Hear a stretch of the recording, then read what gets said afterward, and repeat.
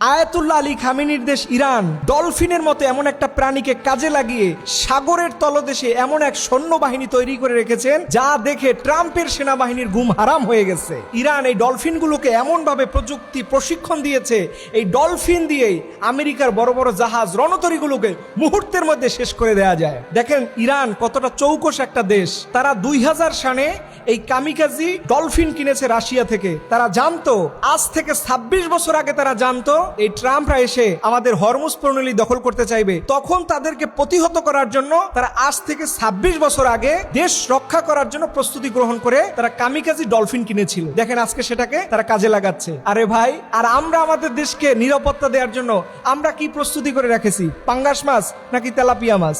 এটাই হচ্ছে একটা দেশকে পরিবর্তনের লক্ষণ। আমরা শুধু নেতার পিছনে ঘুরি আর সভাপতি আর সহ সভাপতি হইতে পারলে আমাদের জীবন ধন্য। আল্লাহ তাআলা এই মানুষের মাথায় যে কত কিছু দিছে। আজকে দেখো ইরান কিভাবে ডলফিনকে কাজে লাগায়। আপনি জানেন এই ডলফিনের ব্রেনের মধ্যে আল্লাহ তাআলা এমন পাওয়ারফুল ইকোলোকেশন সিস্টেম দিয়ে দিয়েছে যে ডলফিন সাগরের অতল তলদেশে গেলেও যেখানে ঘুটঘুটে অন্ধকার সেখানে ডলফিন স্পষ্টভাবে সাগরের তলদেশে সবকিছু দেখতে পায়। দেখেন ইরান আসলে কতটা বিচক্ষণ একটা দেশ। তারা তাদের প্রকৃতির জীব জন্তুকেও তাদের দেশ রক্ষার স্বার্থে কাজে লাগায় এবং তাদের এই প্রযুক্তি কোথায় নিয়ে গেছে আমরা আজকে এই তথ্য জানি 2026-এ, আর এইটা প্ল্যান করে রাখছে তারা 2000 সালে, অর্থাৎ 26 বছর আগে তারা এই প্ল্যান বাস্তবায়ন করেছে। আল্লাহ তাআলা যে কোনো বস্তুই অকারণে সৃষ্টি করেন নাই, এটার পিছনে যে আল্লাহ তাআলা নিখুঁত পরিকল্পনা আছে এটাই বাস্তবায়ন। আল্লাহ বলছে সুন আল্লাহিল্লাযী আতকানা কুল্লা শাই, আমি নিখুঁতভাবে সবকিছু সৃষ্টি করে রেখেছি, কোনোটা অকারণে নয়। বান্দা, তুমি যদি কাজে লাগাইতে পারো তোমার ডলফিন দিয়েও তুমি পরাশক্তির মোকাবেলা করতে পারবা।